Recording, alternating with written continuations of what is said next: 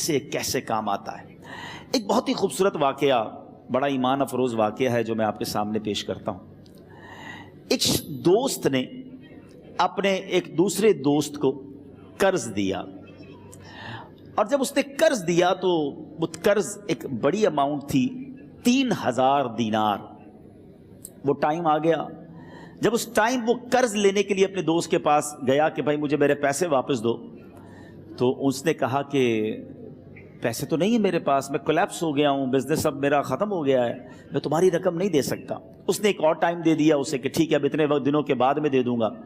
وہ ٹائم بھی گزر گیا، اور جب وہ ٹائم بھی گزر گیا تو اس کے بعد اس دوست نے کہا کہ اب تو پیسے دے دو بھائی، میرا ٹائم پورا ہو گیا ہے۔ پھر نہ دے سکا ٹائم۔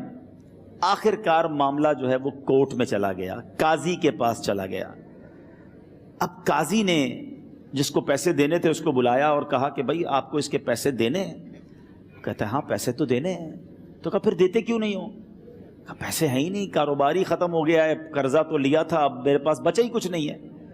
تو کہا اچھا اب یہ بتاؤ کہ کب دو گے، کیسے دو گے؟ اس نے کہا بس میرے پاس پیسے ہی نہیں ہیں۔ تو کہا اب تمہارے پاس 30 دن کا ٹائم ہے، 30 ڈیز میں یا تو اس کے پیسے لوٹا دو یا 30 دن کے بعد تمہیں قید کر دیا جائے گا۔ یہ شخص اب گھر آیا، پیسے تو تھے نہیں، مگر شاید علماء نے لکھا کتابوں میں، یہ واقعہ کئی بڑی بڑی کتابوں میں لکھا اور درود پاک کے فضائل کی بڑی بڑی کتابوں میں لکھا، اور اس شخص نے سوچا کہ اس نے ایک حدیث پاک پڑھی ہوئی تھی کہ جس میں نبی پاک علیہ الصلوۃ والسلام نے فرمایا ہے، جس کا مضمون ہے کہ جو شخص پریشان ہو، مصیبت زدہ ہو، اسے چاہیے کہ مجھ پر کثرت سے درود پاک پڑھے، کیونکہ درود پڑھنا مصیبتوں اور پریشانیوں کو لے جاتا ہے۔ اب اس عاشق رسول نے سوچا اور تو کچھ ہے نہیں، اب میں درود پاک پڑھنا شروع کرتا ہوں۔ صبح سے لے کر شام تک وہ درود پاک پڑھنے لگ گیا۔ 27 دن گزر گئے، only 3 days left، 3 دن باقی تھے قاضی کے پاس جانے میں۔ 27 دن گزر گئے درود پڑھتے پڑھتے۔ جب 28ویں رات آئی تو آنکھیں تو بند ہوئیں، مگر خواب میں اسے ایک آواز آئی، گھبراؤ نہیں، تمہارا قرضہ ادا کر دیا جائے گا، تمہارا مسئلہ سالو ہو جائے گا۔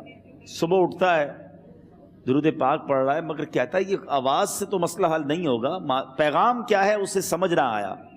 28واں دن گزر گیا، 29ویں رات آ گئی، مگر اب آنکھیں بند ہوئیں اور قسمت جاگ اٹھی۔ نبی پاک صاحب لولاک صلی اللہ تعالیٰ علیہ وسلم خواب میں تشریف لائے، اور پیارے آقا صلی اللہ تعالیٰ علیہ وسلم نے فرمایا گھبراؤ نہیں، علی بن عیسیٰ وزیر کے پاس جاؤ، وہ تمہارا قرضہ ادا کر دے گا۔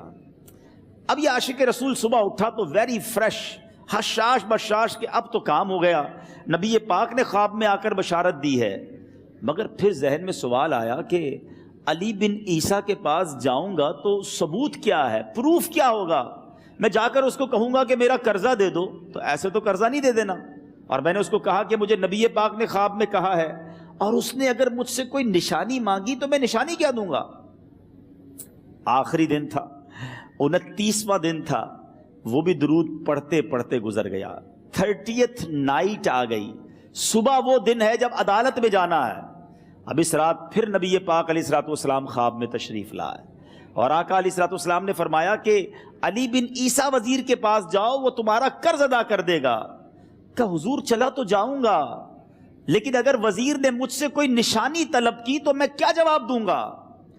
پیارے آقا علیہ الصلوۃ والسلام نے کمال کا ارشاد فرمایا کہ علی بن عیسیٰ سے کہنا کہ تم روزانہ فجر کی نماز کے بعد 5000 بار درود پاک پڑھتے ہو، یہ راز فقط تم جانتے ہو اور تمہارا رب جانتا ہے۔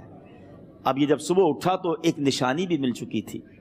عدالت میں جانے سے پہلے وزیر کے دربار میں پہنچ گیا، اسے یہ ڈر تھا کہ آج پیسے نہ لوٹائے تو سزا ہو سکتی ہے۔ جب وزیر کے دربار میں پہنچا تو وزیر اپنے مشیروں کے ساتھ بیٹھا تھا۔ کہا مجھے آپ سے بات کرنی ہے۔ کہا بتاؤ کیا بات کرنی ہے؟ کہا میں ایک پیغام لایا ہوں آپ کے لیے۔ اچھا کس کا پیغام لائے ہو؟ کہا میں نبی پاک جناب محمد مصطفیٰ صلی اللہ تعالیٰ علیہ وسلم کا پیغام لایا ہوں۔ وہ عاشق رسول وزیر تھا، کہتا ہے بتاؤ میرے آقا نے کیا پیغام دیا ہے؟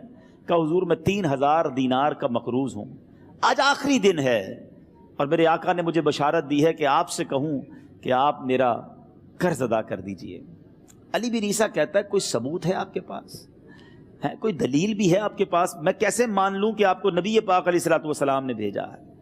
عاشق رسول کہتا ہے خالی ہاتھ نہیں آیا، میرے آقا نے مجھے دلیل بھی عطا فرمائی ہے، مجھے ایک ایویڈنس بھی دیا ہے، اور پروف یہ ہے حضور کہ آپ روزانہ صبح فجر کی نماز کے بعد نبی پاک صلی اللہ تعالیٰ علیہ وسلم کی بارگاہ میں درود و سلام کا نذرانہ پیش کرتے ہیں۔ جب تک 5000 کا عدد پورا نہیں ہوتا آپ اس وقت تک کسی اور سے بات نہیں کرتے۔ اور اے وزیر صاحب، یہ راز صرف آپ کو پتا ہے اور آپ کا رب جانتا ہے۔ اللہ اکبر۔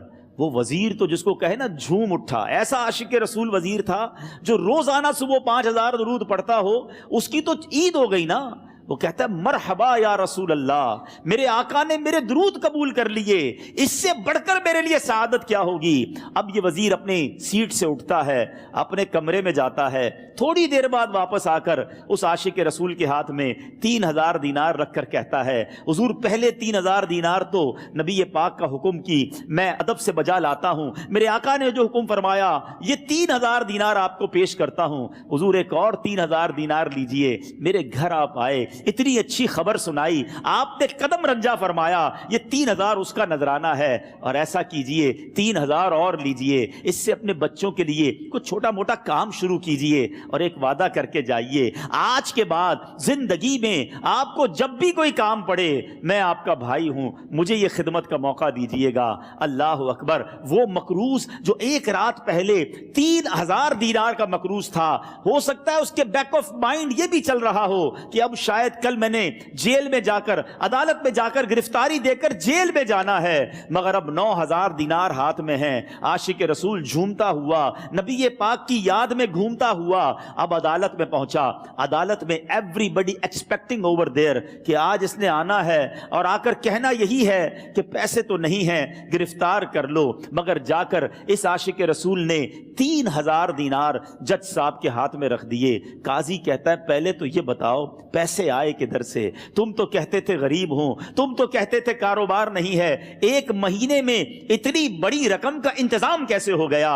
سبحان اللہ۔ اس عاشق رسول نے گویا زبان حال سے یہ کہا ہوگا کہ یہ تو کرم ہے ان کا، ورنہ مجھ میں تو ایسی بات نہیں، اتنا دیا سرکار نے مجھ کو، اتنی میری اوقات نہیں۔ اس نے وہ پورا واقعہ بھری عدالت میں سنا دیا۔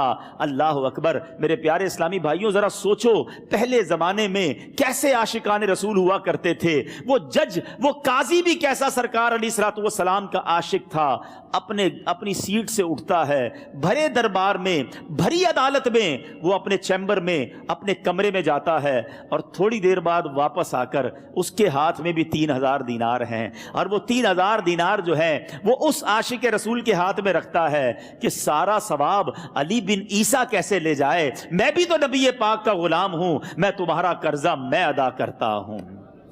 اچھا، اب ایک اور عجیب سینیریو یہ بن گیا کہ جس نے کیس کیا تھا، جس نے دعویٰ کیا تھا، وہ بھی یہ سارا منظر دیکھ رہا تھا۔ کہتا ہے جج صاحب ذرا رکیے، میں بھی اپنے آقا کا امتی ہوں، اور ایک کام کیجئے، قلم کاغذ منگوائیے، اس عاشق رسول کا قرضہ ہی میں معاف کر دیتا ہوں۔ اچھا، اب عاشق رسول نے وہ واپس 3000 دینار جو جج صاحب نے دیے تھے وہ واپس جج صاحب کو دیے کہ حضور یہ پیسے آپ ہی رکھ لیں، قرضہ ہی معاف ہو گیا، اب آپ کے پیسے کا میں نے کیا کرنا ہے؟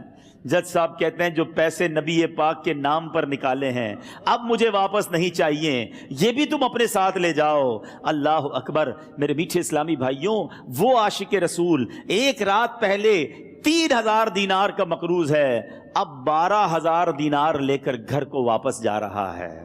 اس ایک واقعے کے اندر جو ہم سب کے لیے درس ہے، جو ہم سب کے لیے پیغام ہے۔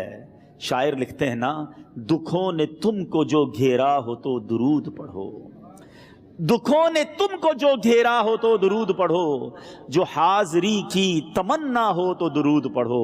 آج ہم بہت ساری پرابلمز میں ہوتے ہیں، یہاں بھی ہو سکتا ہے میرا کوئی بھائی بیمار بیٹھا ہو، کوئی قرضے میں ڈوب گیا ہو، کسی کا کوئی بزنس پرابلم چل رہا ہو، کوئی فیملی ایشو میں ڈسٹرب ہو، آپ کسی بھی پرابلم میں ہیں، خدا کی قسم درود پاک ایسا وظیفہ ہے. لوگ بہت سارے وظائف پوچھتے رہتے ہیں, بہت سارے جناب وظائف کے بارے میں معلومات کرتے رہتے ہیں. سچی بات یہ ہے ہر درد کی دوا ہے صلی علی محمد.